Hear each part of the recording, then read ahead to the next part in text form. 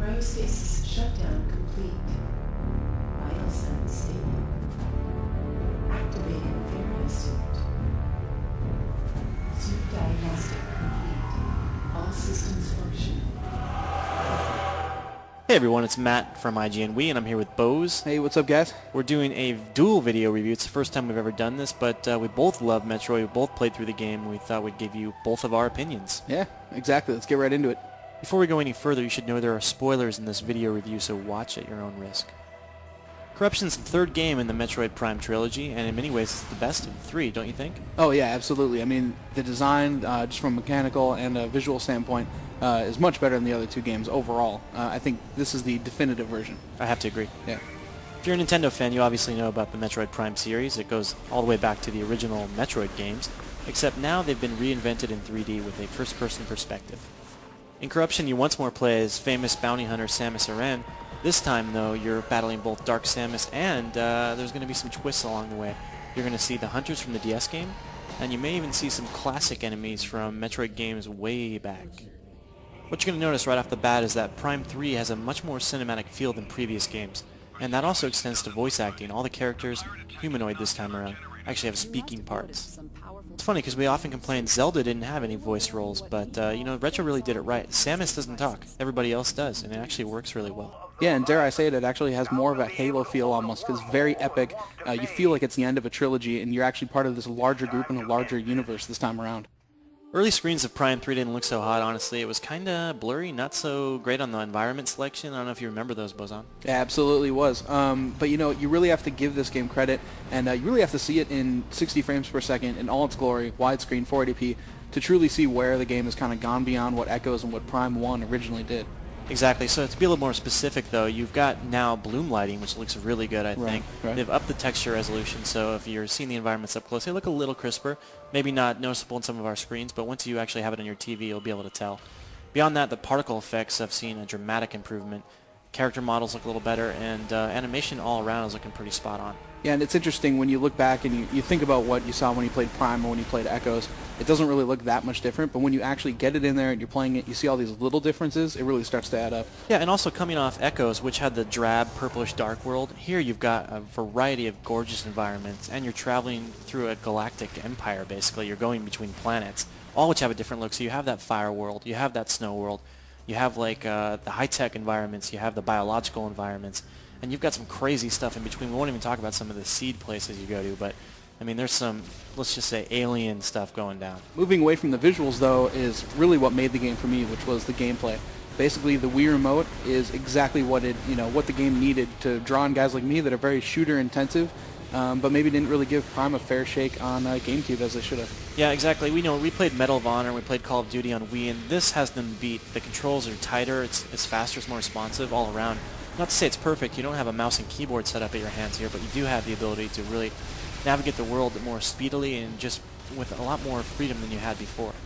And then you've got the 3 different modes that Retro basically lets you use. Advanced is pretty much the only one I'd ever use. Am I in agreement with that, right? Absolutely. It's, you know, if you use the basic mode, the standard mode that it comes with, that's basically playing Red Steel mode. That's baby mode. I would not recommend in the least. Right. Yeah, Red Steel Prime is pretty much how we describe it. Yeah, Advanced is the one because you can actually turn much quicker and it just feels much more responsive. I know we're beating a dead horse here. It's really good. You guys are going to like it. You know, it definitely proves the Wii Remote more than any other game to date.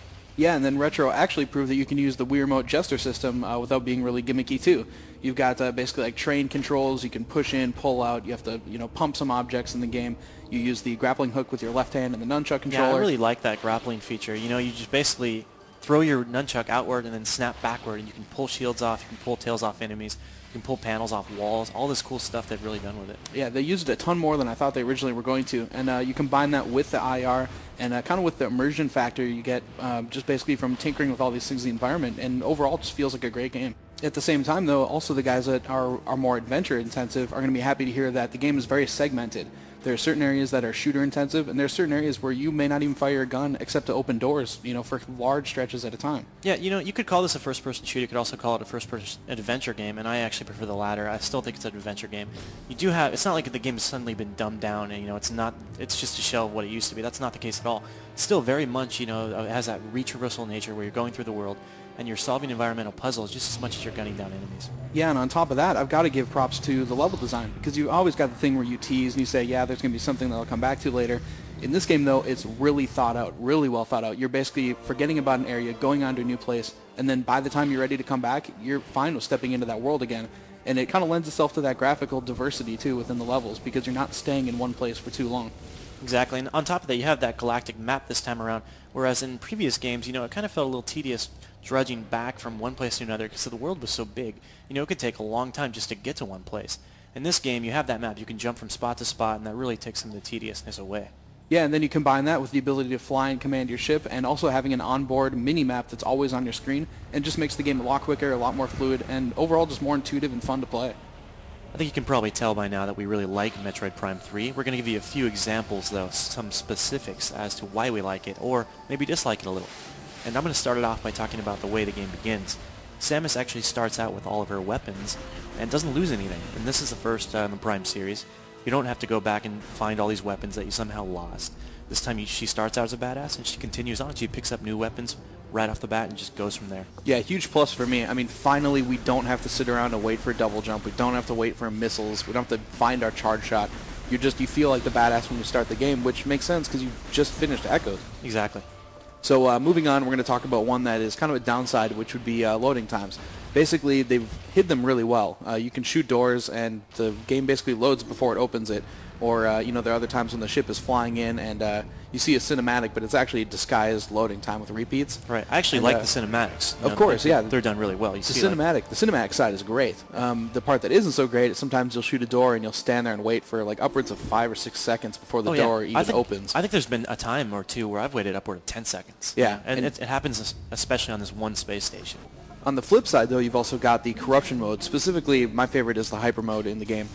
Basically, you know, Samus is corrupted, and you get to use a ton of really funky, like, phazon-based powers and really screw people up in the environment. Yeah, you just hit the plus button on the Wii Remote, and you go into this mode, and what's cool about it is you're an ultra badass in this mode. You can take down enemies like Metroid in shots that would take, you know, take numerous missiles. It would take a lot longer if you weren't in hyper mode. Yeah, and also you develop them in tandem. So you'll start getting things in the main mode, and then you'll also start getting hyper mode things that are only being used in hyper mode. So it's a great way of doing kind of this light and dark thing, but not needing to split the gameplay. Prime 3 also flows much better. Maybe it's a little easier than the first two games. I don't know. I think maybe it might be. But it does flow really well. You just go from point A to point B. There's not a lot of interruptions, except you get to this one point in the game where you have to do this fetch quest. And it's just really cumbersome, and I don't know why it's included. It doesn't do a lot to actually add to the experience. I don't know about you. What do you think? Yeah, basically you're finding these energy cells, and it's pretty tough. I mean, you can use the logbook, you can use your inventory and kind of get clues for these things, but it is very much like the Halo 2 kind of thing where it's like, we're going off to the battle, we're about to finish the game, oh, but just kidding, you got a couple hours of fetch quests. Yeah, oh, you need this energy cell, go find it, good luck. Right. And the crazy part was, Bozan and I just spent hours trying to find exactly where we could find the locations of these energy cells in our logbook, because it actually tells you in the game, look in your logbook.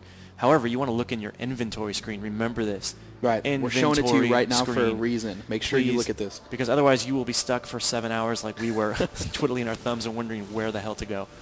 The boss fights in this game are pretty epic and pretty satisfying. We're only going to show you one in this video, and it's an early one, but rest assured there are some great ones that lie in store. And I think you'll agree with me that they're just pretty awesome. Yeah. Oh, for sure. I mean, they're better than Zelda's in my opinion, and they keep ramping up the difficulty pretty good until I'm gotta say it was like a little bit of a miss for me that the game ends on an easier boss fight. But I have a feeling that has to do more with cinematics and less with, you know, trying to get the gamer to, you know, really stretch himself and have to repeat levels over and over. Yeah, I think too it didn't hurt that we were pretty much an ultra badass at that point. You know, we could we could rock the house. You know, so. Oh yeah, overall the boss fights are really good. I think you're going to love it just for that. Also of note, the game has a really cool reward system, so if you get 500 kills for instance, you'll get a medal for that, and that carries over into the options and extra screen.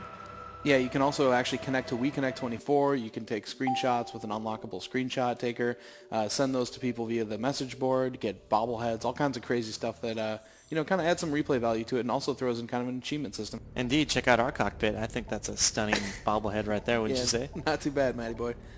And the final one that I really want to talk about basically could act as a plus or a minus depending on who you are, but it's the fact that Corruption is still pretty much continuation of Prime 1 and Prime 2. You're seeing a lot of the same gameplay, and pretty much it's the same feel, so if you're cool with doing it again, you're going to have a great time. Yeah, it doesn't have that revolutionary feel that the first game had, you know, because it was going from 2D to 3D back then. It does have those brand new controls which feel really great. It looks much better, and I think it flows overall better, and it's got that very cinematic feel as well. So overall, I think it might even be the better game, but we just can't rate it quite as highly because it's not quite that revolution. Right. Overall, I think it isn't a better game overall, but I think it just doesn't have that impact that Prime 1 had. Right. It's certainly better than Echoes, so don't worry about that. And get this game. It's a must-have. We've given it an Editor's Choice Award and a 9.5. It's one of the highest rated games on Wii, and we highly recommend that you own it. Yeah, must have. Must have.